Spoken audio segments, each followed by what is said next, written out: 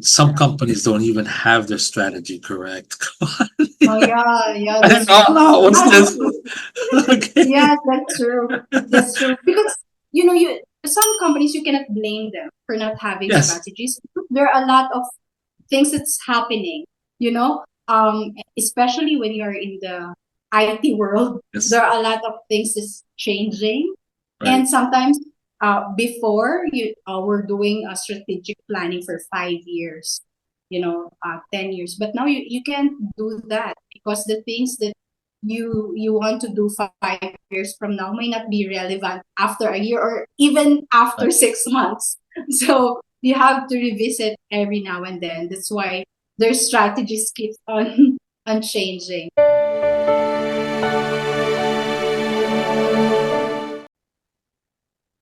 Welcome and good day. We are at episode 3 of season 18, and today we have a lovely lady who'll be joining us. We'll have Tin Mantuano. She's actually will be talking about something that many of us are always involved in. We'll be talking about project management in the information technology sector. It's a little specific, and maybe Tin can help us understand some of the differences between maybe a regular project and an IT project. And let's go over to Tin. Tin, she's been with project management for, I think, 5 years now with an IT company.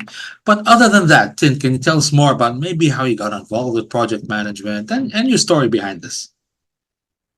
Yeah, thank you, Paul, for having me. I'm so happy and glad to be part of this. So I'm Christine Mantuano, as you've mentioned, and currently I'm the head of project management in an IT consulting company for about 5 years in the project management industry. But I've been managing project for over 20 years already. I started as a business analyst, and then I do automation and streamlining of different processes from different companies. And since then, I enjoyed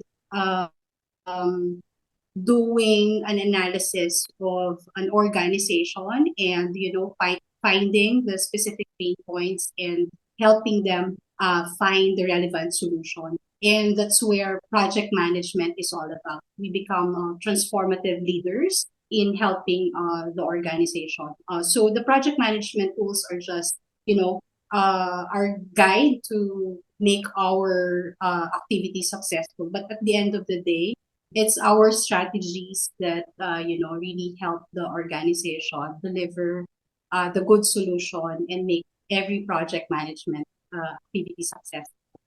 You mentioned a lot of words there that I find very engaging, and I hope we don't take too much time here. But let's start with this. When you say you help an organization find their pain points, what, Mhm. for you, in your experience, what is maybe the biggest difficulty you have when you go to an organization and you're trying to uncover their pain points? Yeah, in the Philippines, there are a lot of manual processes here, and setting up controls and ensuring that they mitigate risk when we automate their specific processes, transitioning them to a digital platform and helping them, become more agile in how they do things. They encounter several pain points because part of it is change management and it's affecting the culture and how they work. So basically, it's the change in mindset. That's the number one pain points, and how they're going to transition to a more agile environment when they automate the specific process. Yeah, that's Uh, the usual and very common. yes, it's normal. Some of them, they don't realize it's a pain point until you ask them maybe a question or Yeah, you show some data to them. Hey, look, okay, yeah. that's Because actually everyone right. wants to do it very fast.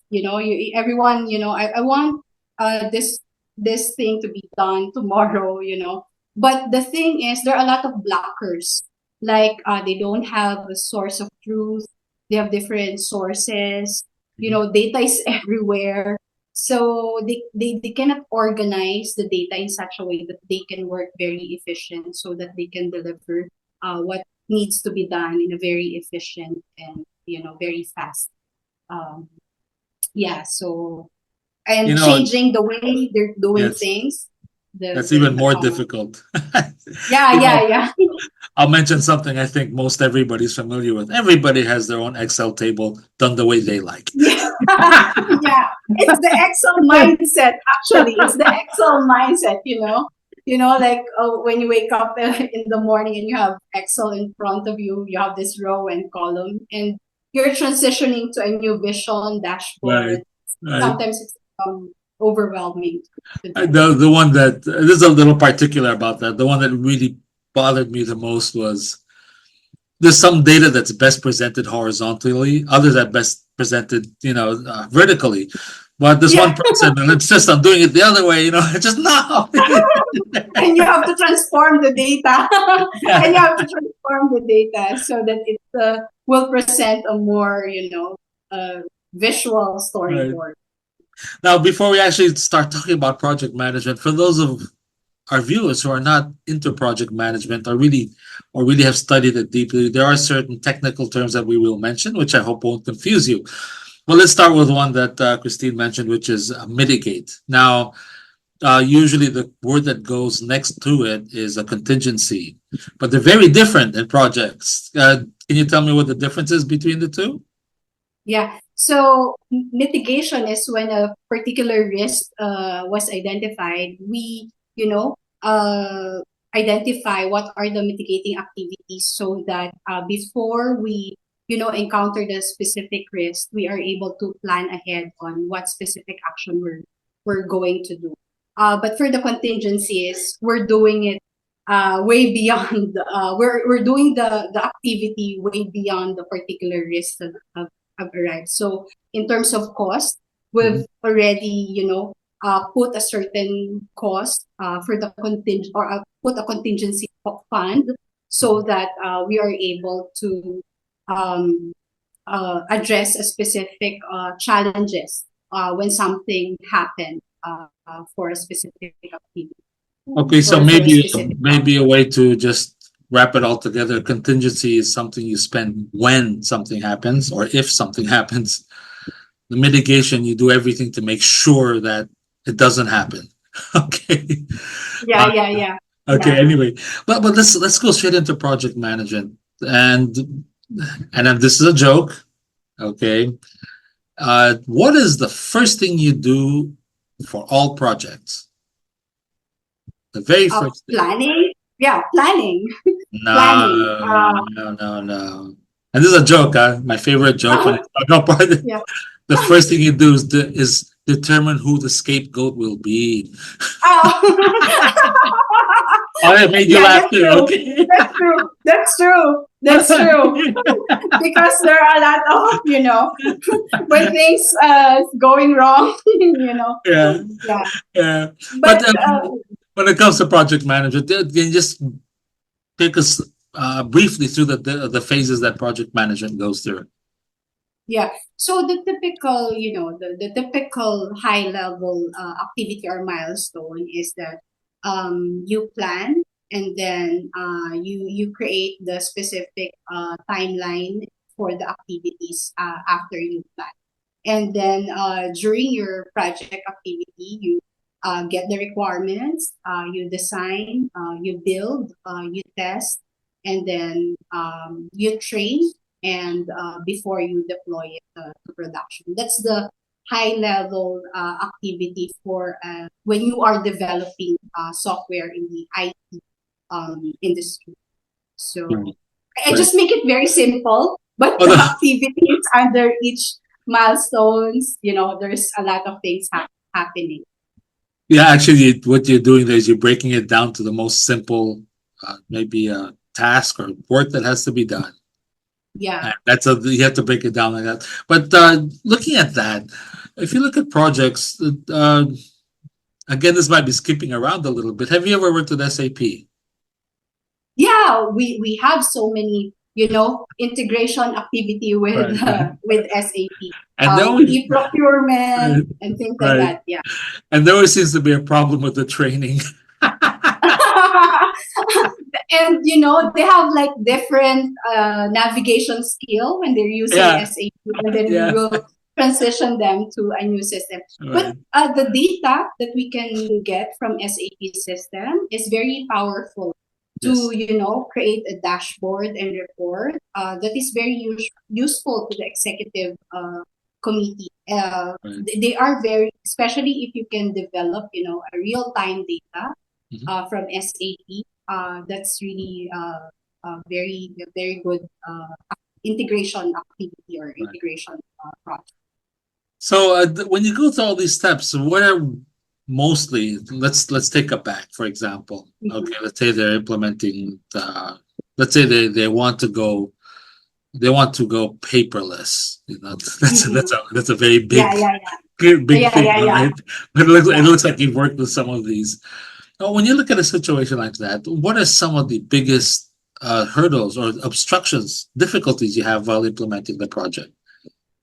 They have different forms. They have different forms. It's not standardized. They have different data set. That's a lot of things are very different, but they are using the same process. So the first thing that you have to do is, organize these forms and, find a way to organize the data set that they will need in the form and standardize. Right. So you have to create a section like for the information, the low level details, and things like that. So that one digital form can accommodate different forms and make your process very efficient, because maybe you have 50 different forms now using paper and while filling it out. But when you analyze the data set that you are using in this paper, you can develop one digital form and you can use it with your different transaction types. So You it's just a matter of, figuring out what specific data that you will develop in this digital form so that you you can know, be. I'm pretty much, well, I'm in the same age bracket as Dino. Okay, Yeah, yeah, yeah, yeah. but even today, it's something that I've always found a little strange. Every time I go to a bank, you know how many times I have to write my name? My Yeah, yeah, yeah. why can't I just have one time and just write it all and just give it there? Yeah. What we're doing right now, you don't need to, there's like this we call it omni channel, and you don't need to repeat all the data that you provided to the bank, because we've integrated different channels, be it in the form that you fill out, uh, social media or internet or from web. So the moment that you provide your data, and the bank already captured it and it's secured, so you don't need to repeat that every time. And that's the power of having an omni-channel, because you have like a 360 view of the client, and the client experience also improves, because you don't need to repeat your story every time, because you were able to create a good data model that would help the customer experience improve from the banking. Yeah, so No, those are one of the improvements that we are doing. so okay, you have different forms, but the different forms, at least to me, that each department with their form, if you want to say, Yeah, uh, they might have a different view of why that form exists. yeah, Okay, so sometimes it's a little difficult for them to, but in my department, this is important to us, yeah. kind of You can make the situation. form dynamic. You can make the form dynamic. So let's say finance department would like the form to have this kind of information, then this kind of information will only appear to finance department, and it becomes dynamic when you have other department who will use it. So like for example, your section 3 will be more applicable to operations Mhm. department, and then when a finance department is using it, they'll be seeing another information on the third section. So you can be creative. You can be creative so That's that nice. your user will be happy to use it.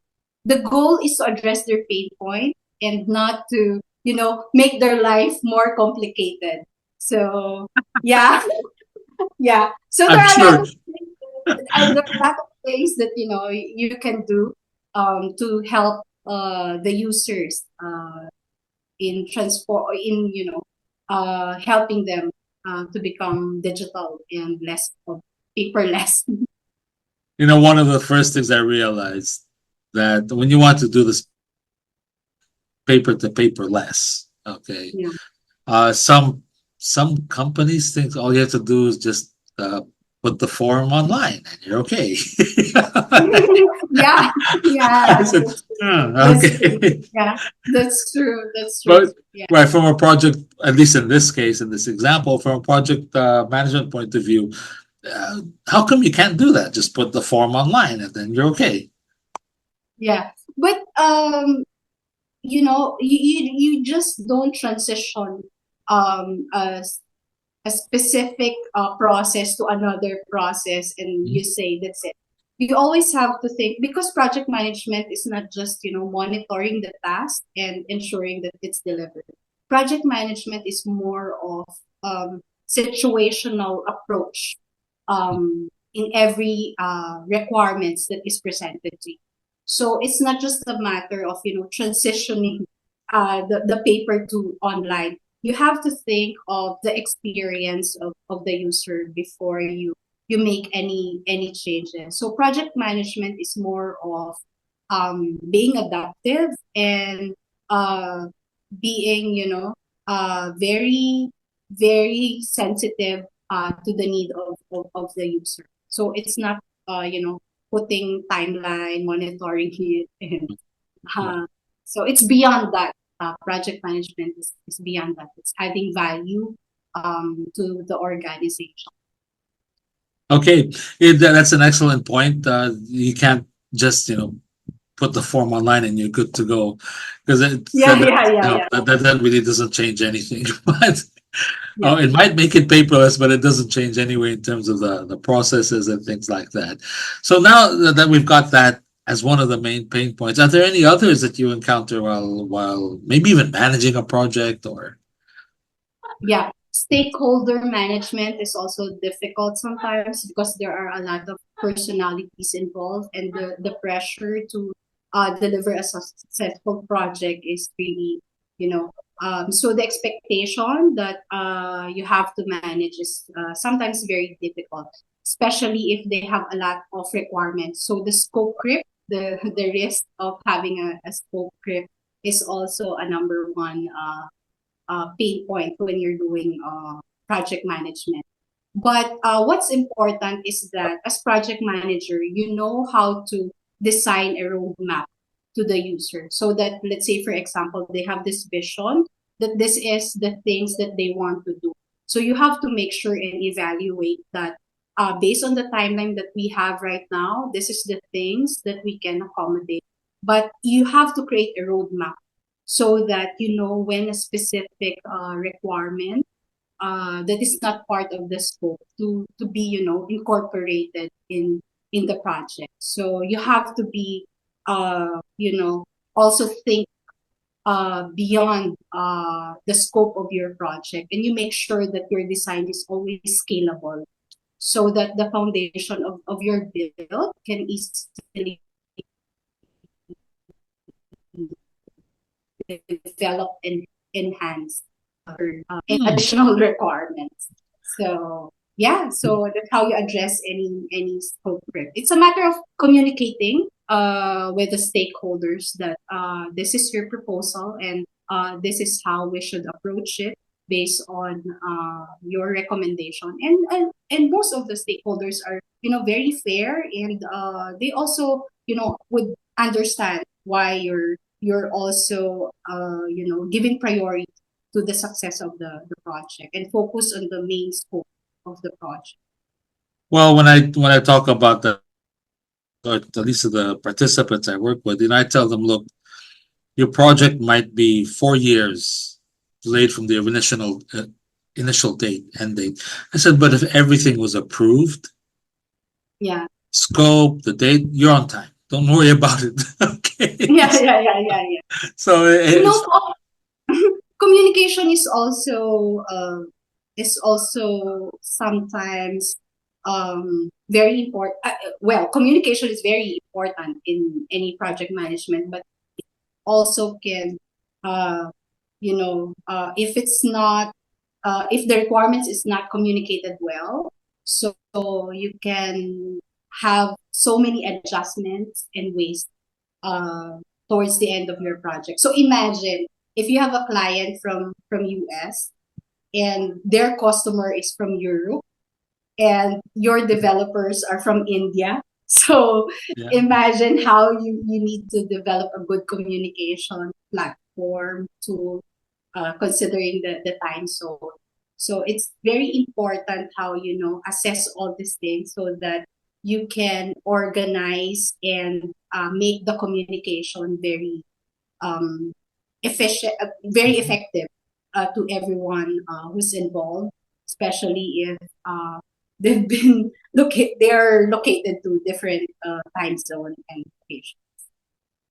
Now that you mentioned that, when I checked on some of your posts, you also posted an interesting differentiator between Western projects and Asian projects, if you want to say, Yeah, where Westerns are more, they're more, they have rules to follow and things like that, while Asians seem to be a little more really. Okay, given the situation you described, you've got Europe, you've got the US, you've got India all involved. Okay, and in Europe, let's make it a little more interesting. You have people from, from the Czech Republic, you know, in yeah, Europe. yeah, Okay, all right. Let's make it a little more yeah, interesting here. Not just the UK, you got people from the Czech yeah, Republic. Okay, and you're there, and you're trying to, you have to work with this. Okay, but and yeah, considering that Asians, generally speaking, are more relational, how do you overcome yeah. that difference? There's you always have to find that sweet spot to everyone who's involved, and you always have to find the strength of everyone. I think project manager should be good in seeing that, in seeing the strength of each person who's involved. So, for example, in Asia, there's if their strength is more on following rules and being relational and empathic with their client, use that strength to enhance the relationship of those people who are involved in the project. If, for example, a person from US are more direct, they're result oriented, then they'll be the one who will be pushing uh, the activities from Right. day-to-day activity, because let's show the result, but Asians are more detailed. No, we need to um, consider all these details, and then you have this US group who's saying no, no, we need the result. Then you blend this strength together so that you don't miss any details, and you consider all the details and you make sure that the result are always achieved because you have these people around you. So always see the good things when you have different people who are involved with different culture. And the relationship that you can build with each other can, help you find the right approach when dealing with these people from different culture and different background. Right, right. There's just a maybe to support that. There was one time, this wasn't a project, but just to show the challenges you have when you have a multicultural situation. Uh, Yeah. I was with probably the biggest IT company around, one of the biggest ones here, and their IT was based here. And Hmm. so they had a meeting, and I had this strong suspicion that the CIO was in the room, at least the way they Hmm. were talking to him. Okay, and this companies in the world. But in the room was also the head of the region, who was Scandinavian, I think. Okay. Yeah. Then I had a Japanese, a Singaporean, couple Yeah. Indians. Yeah, couple Pinoys. It's just I can imagine what's going on inside that room. yeah, it's just a bunch of different nations. And I only got to speak to the Pinoy before the actual event, and he was complaining that he didn't like the way the Indian was behaving, blah blah blah blah blah. And then I found out during the event that he was the only one complaining about the Indians. I don't think the Indians the problem here. I was scratching my head. I was there. but but you know what I noticed, most of the people, whether you're from US, whether you're from Asia or from Europe, most of the people are very visual. They want to see, visually, so that that's how they that you are aligned with each other, that Right. there's no miscommunication. So I get to a point where I use whiteboards and PowerPoint just to visually translate what we have agreed, to make sure that there are no miscommunication. So Right. I noticed that from different people, that they are very visual. So the Mm. moment that they see the diagram, uh, it's 90% you're aligned with each other. But if you just talk about it, you'll realize it during the testing phase, that someone will say, oh, that's not what I said, this is how I want it. Yeah. So you have to set those kind of alignment meetings at the very start of the project. So It's, you you avoid any miscommunication towards the end of your project. one of the and this I'm sure happened in the bank situation you had. Okay. One of the questions I always ask at the very beginning of the when you set up the project, you start with a purpose, right? Here's your purpose, okay? Yeah, yeah, yeah, And then I ask, okay, how many projects are you in right now are in trouble simply because the purpose is not understood the same way by the stakeholders? And they always yeah. That's there true. you go. That's I that's said. yeah. That's a real story. Yeah, yeah, yeah. That's true. That happens most of the time. Yeah, So the alignment meetings and all are extremely important to get everybody, hey, this is what we're doing. Okay, not this or yeah. that or Yeah. I would recommend doing a Scrum meeting every day, like a yeah. daily stand up, at least 30 minutes. Mhm. You have like a round table discussion, and you ask everyone if you have any blocker, who's responsible to Mhm. solve it. So I Right. do it usually early in the morning when everyone is available. That's the first thing that I recommend to be done, to make sure that everyone is aligned, and if there are Mhm. any blocker, get everyone is aware of what specific blocker, and within 24 hours you resolve this the that specific blocker. And project manager plays a different role during that meeting, because in every situation that they present, you have to be very strategic on how you will propose the solution and the direction that you will, because your day-to-day activity will Mhm. determine if you will, uh, if you will hit your target based on Targets. Yeah. timeline, and you will not go beyond budget. So the decisions that you make every day, the small decisions that you make every day based on the situation that's presented, those are the critical items that project men should do well. Yeah. Maybe just to give an example to that. Typically, again, when I work with the participants I have, I say, if you're supposed to have a big meeting and a decision is supposed to be made about something, an open item, okay, and you invite the decision maker, and the Yeah, yeah, yeah, decision maker doesn't show up, but he yeah. also happens to be one of the more powerful or bigger stakeholders who has a bigger impact. I said, what are you going to say? Yeah, yeah, I yeah. just, I said, There's no report a decision. fact. I said, just Yeah. report the fact. We have this meeting. We're supposed to decide on this. The decision maker didn't show up. And so now we're delayed. It cost us this. Okay, here's what we're going Yeah. to do. And that's it. I There's go, no decision. Yeah. So yeah, it's important to also identify the members of the project and the stakeholders involved, yes. and at what point they are needed. Like Yes. you ask for their commitment to be there when they are needed, so that when a decision needs to be made, the the people who are involved Right. will be there. So those are part of the project charter that we usually Yes. develop at the Yes. start Yes. of the project. Yes. So we Absolutely. identify all the So other than the purpose, that was the other thing that sometimes, the lines of accountability get muddled. yeah. Okay. So those also have to be very clear. Yeah, Okay. that's true. We have a RASI, the responsible Accountable, person, accountable. accountable. Yeah. So you identify the people who will be involved, and you define the role that they need to perform, and at what extent they have to be accountable. So that's very important.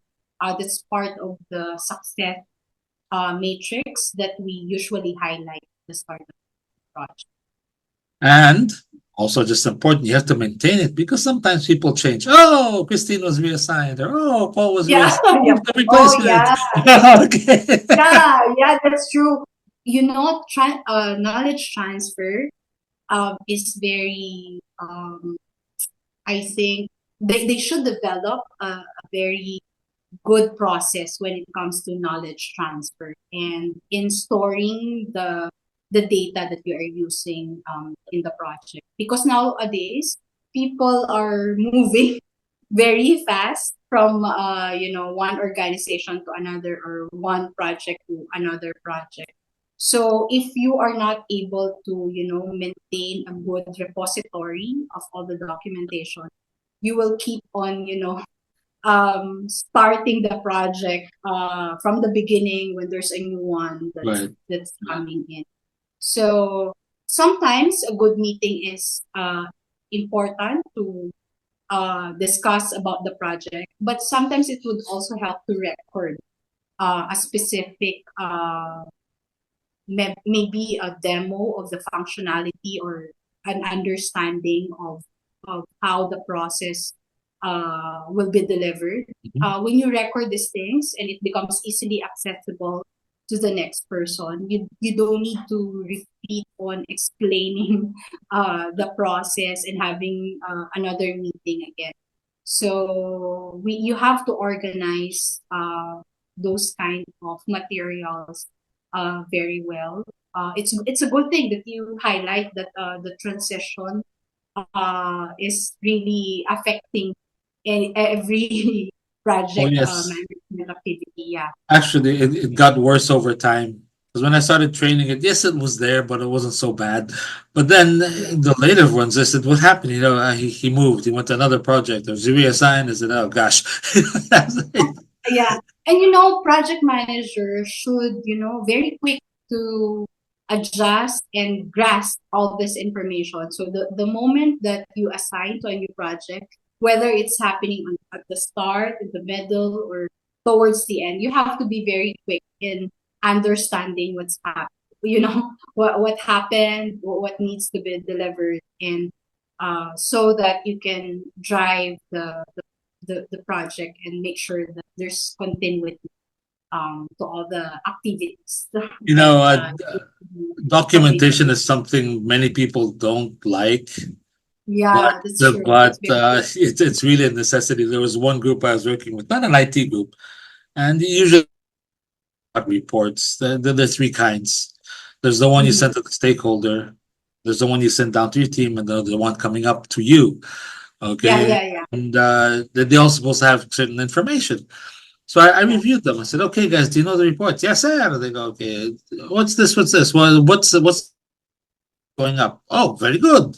How about the one yeah, going up? Sir, I'll put in yan. Sige, listen, just to make sure. And how about the ones going up to the project manager? I thought, oh, excellent. And then I just asked them, so why aren't you doing them? And they all shut yeah. up. Oh God, I was there. Yeah, yeah, yeah, yeah. I think documentation is not very pleasing to everyone. But there are people who are part of the project who likes doing it. They Doing it. are the silent worker. Yeah, the Absolutely, the yes. silent worker. Like, I'm best at some people, uh,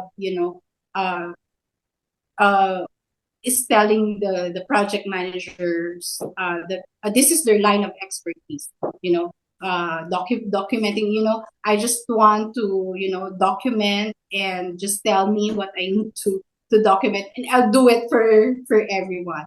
So if there are people like that, so you just, Yes. make them part of the of the project team who have, you know developers who just want to build and and develop. So you blend their strength uh, together so that you still accomplish what needs to be accomplished. But yeah, I agree. Documentation is very important, and you have to organize Right.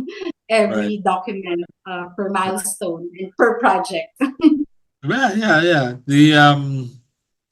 The last item, okay, because we have purpose. Then we talked about accountability, Yeah, and the last hook, the most important one of all, there has to be a clear financial benefit. Okay. yeah, that's true. It's true. That's the most important. Yeah, yeah, So yeah. when it comes to that, what are your struggles with that? The clear financial benefit. Yeah. So, the automation that we usually deliver deals with uh, generating leads and Mhm. making sure that this particular leads are converted to accounts. So that being said, there's a direct impact on their profitability because there's a growth in their sales, which is very important. But closing a deal is just one thing. What's important is also the relationship that you build to your client. So we also develop a good system that will make sure that you maintain a good relationship with your client. You personalize how you deal with them. And when you make these things very efficient for your client, you have a return client, you can upsell and reskill, which is again a direct impact to your revenue. And the things that you automate and optimize will have an impact on the operational efficiency, which reduces the cost of the company. Right. So you Right. have you're increasing the profit or the revenue, you're reducing the cost or the Mhm. expenses, and then uh, the company will be very Right. happy because they Right. have a higher net income. When it comes to things like sales and especially leads, one of the more important things is uh, what they say, the leads fall through the cracks. Yeah, yeah, yeah, Okay, that's one of the major thing that at least when I worked with companies that had leads to deal with. Okay, that was yeah, one of the major things that I think they refer to as CRMs. Okay, that would help account for that, make sure that all the leads are taken care of, that nothing falls through the yeah, cracks. That's the thing. yeah. That's true. Uh, okay, so we've covered purpose, accountability, clear business outcome, if you want to say. Is there anything else that we're not covering that maybe are some things to make sure to ensure project success? Um, Risk management for me is very important when it comes to project management because you have to anticipate what are those risks that is involved in project management, because you have to really make sure that you are able to address all this risk. And then at the same time, I think the AI thing that's been around is also affecting how we um, handle every project, because there are, a specific mindset uh, that we have to deal with in every organization. Sometimes they fear the AI. So when you transform and make their process efficient and make them digital in their processes, sometimes they fear that the AI will replace them. I mean, well, there's the other challenge with AI is one, if you're not But careful, this it thing, can flood you with data. You have too much data. yeah, and yeah, and the other issue is uh, you start deciding too much just on data. You don't consider the human aspect of the whole thing, especially when you're okay. You make the sale and all, especially when you're trying to maintain the client. yeah. Okay, it might be okay. I emailed them. Yay, done. You got an Mhm. email that said, "Yay." I said, "Really? Come on." Yeah, And unfortunately, AI, I think, can lead you down that path if you're not careful. You know, yeah, yeah, and those are the challenges with AI that can make maybe make them miss their target with the purpose, if you want to say. yeah. Okay, But so I think you just have to use it correctly, AI, so that it can help you do things faster.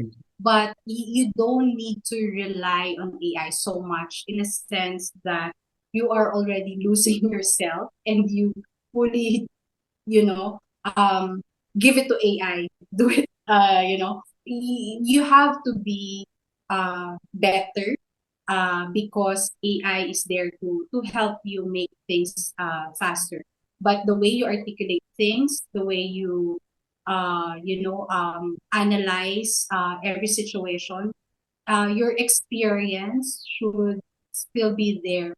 You should not allow AI to overpower you in in not just in project management, actually, even in your personal development. So AI is there as a support, but not as the main character. Yeah, actually, that's a conversation we had here once, and my contention was, I agree with you.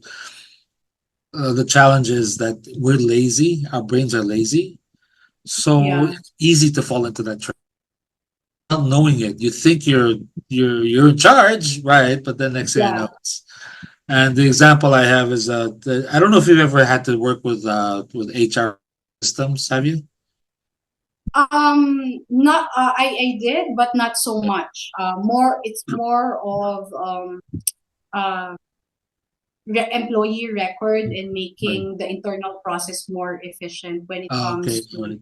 their internal function. But Right. it's not yet on the hiring process because I think that's the thing now in Right. HR AI process. Like they automate the reading of Hiring. resume. Yeah, the Yes. hiring process.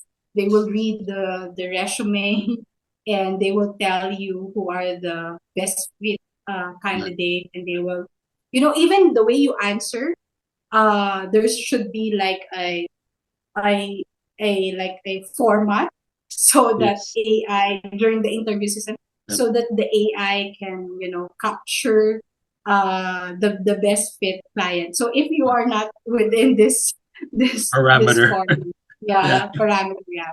So Right. um Actually, the case, the one that happened literally in front of me was when they moved, when they made coaching online. yeah, Okay, the whole spirit of the coaching event, like let's say I'm coaching you, suddenly became, oh, I'll just send you the coaching here, send it to you online, and then let it be. And literally, several managers and supervisors fell for that trap where they just thought the system was doing the work. They weren't actually, oh, oh, yeah, actually executing the coaching end correctly. So that became another issue. I teach them how to coach again, blah blah blah blah blah. But you can imagine it happening. yeah, Okay. So it's because coaching, it's if you're a manager, coaching can take up your time. And if it's not something you value, you just look at it as something, and it's a pain in the neck. So just get rid of yeah, it. Just do it online and goodbye. Okay. yeah. Right. Yeah, that's the thing now. Yeah, that's true. That's true. But And I, at the end of the day, I think AI. We should not 100%, give it all to to AI. But we have to admit it that AI can really help us a lot. Can do a lot of things for absolutely. us. That's the thing. That's the thing that we have to accept. But we have to be very smart on when and how we are going Right. Right. to use it, It's so that very we are difficult. also observant Yes. on yeah, even the ethical, thing that's associated with it, the risk Uh-huh. associated with it. Yes. So we have to, you know, make sure that when we are using it, we observe this kind of things. That's it's a difficult conversation to have because it's more of the drive of a company wanting to be maybe innovative or disruptive or always being there first. And that all boils down to I want to make more money. Okay. Yeah, And yeah, if that starts happening, it does get very sticky in terms of how you yeah, separate yeah. the two. And maybe that's a conversation for another time. Okay, because it's Yeah, yeah, that can go on that's true. forever. All right. Yeah, yeah, yeah. When we're doing project management, what I usually ask the client or the organization involved is the value that they want to achieve. So, be it AI or other things, what value that you'd like to focus on, so that we make sure that when we do the project management, the activities that we will plan, it's always directed to the value, whether we use AI or whatever tools, whatever methodology we apply, either agile or whatever that is, we have to make sure that we are adding value and that's aligned with the strategy that Right. Right. um, being planned out in every organization. It's this is again going a little off topic, but it's also relevant, especially to the purpose. Some companies don't even have their strategy correct. Come on. Oh yeah, yeah, I that's don't true. know. What's Yeah, this? Okay. yeah, that's true. That's true. Because you some companies, you cannot blame them for not having Yes. strategies. There are a lot of things that's happening, especially when you're in the IT world. Yes. There are a lot of things that's changing, Right. and sometimes before we're doing a strategic planning for 5 years, 10 years, but now you can't do that because the things that you want to do 5 years from now may not be relevant after a year or even after Right. 6 months. So you have to revisit every now and then. That's why their strategies keep on on changing. But there are really companies, who don't have that because they just want to, be afloat, and whatever is there in the market, they'll do it. They'll grab it. You But know, as that's a there, yeah, that's a strategy in itself. Okay. yeah, yeah, But yeah, yeah, but then yeah, what's funny is, and you'll observe this, especially with IT companies, the bigger and stronger ones, they just have one strategy that doesn't change. The rules change around it, and they can yeah. adapt quickly. But the strategies essentially are just pretty much the same. They just know Agree. how to adjust to what's going on outside. But the strategy rarely changes. And the one that comes to mind is Amazon. Yeah, Okay, they're the ones who maybe brought to forefront the customer centric thinking, if you want to say. yeah, yeah, yeah, yeah, yeah. But Mhm. it's it's the ferocity with which they drive it. That's their Yeah, main. That's their main. How do you call? And that won't yeah, change. Okay, yeah, yeah. technology will Agree, change agree. around it, and Yeah, the better companies, the more durable companies, are the ones that actually have very clear strategies that you know even though the rules change around it or new technology yeah, comes yeah, around, yeah, the strategy is essentially the same. They just want to they yeah. adapt themselves around new Right, stuff, if you want to say. right. Your tactical things that are Yes. changing. Your Right. main rara thing is always the same. Yeah, Yeah. That's what it boils down to. That's what I found interesting. Well, Tin, it was wonderful talking to you. I think we can even have yeah, another episode of this and continue talking about so many other things, which we'd like to yeah. have. Okay. Uh, Thank you so much, Paul, for having me. Thank you no so much. worries. I enjoyed it. I enjoyed talking to you. Thank you so Yes, much. yes.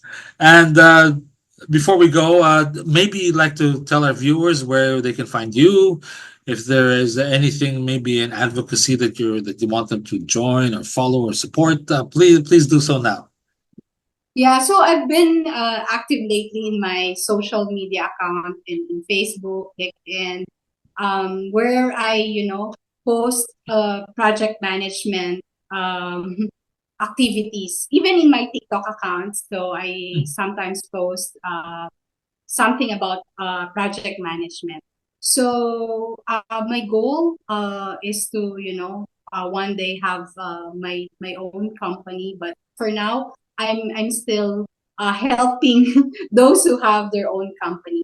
But I hope that when I start my own company about project management, I'll be here to tell the people about it. But for now, I'm happy on sharing all my knowledge about project management through the social media and whatever ways that I can through this kind of platform, and share all the knowledge and experience that I have in project management.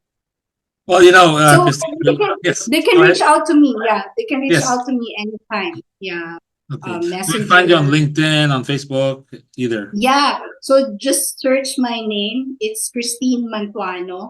It spells Chrisstene, because they usually misspell my name. It's a bit different than Tene and then Mantuano. So yeah, just And look for me on those social media, and ask me anything you like to know about project management, and I'll try to you know uh,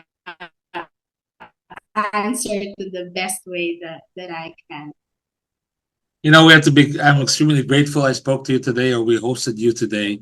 There's a lot of information, a lot of wisdom that was shared in this short episode, and we're extremely grateful and appreciative for all of that. And for our viewers, this was episode 3. For our next episode, episode 4, our guest will be a four-time guest, Carol Esguera Colburn, who'll be talking about leadership. Should you lead from front, beside, or from the back? And as usual, if you enjoyed this, if you found a great deal of value here, please click subscribe, follow, and like. These things go a long way for us here to help us spread the message, if you want to say. And as always, learning is a never-ending journey with limitless vistas.